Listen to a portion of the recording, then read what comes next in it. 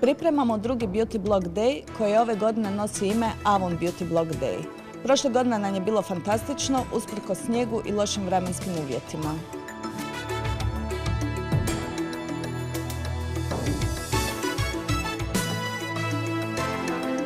Posljednjih nekoliko mjeseci intenzivno pripremamo ovogodišnje druženje. Ovaj Beauty Blog Day bit će još bolji, s puno noviteta, s puno iznenađenja, a posebno nas veseli činjenica da je Avon glavni pokrovitelj. Ovogodišnji Avon Beauty Blog Day je u prelijepom zagrebačkom parku Maksimir. Veselimo se druženju i brojnim novitetima naših beauty partnera. Beauty blogerice i blogeri su naši motivatori.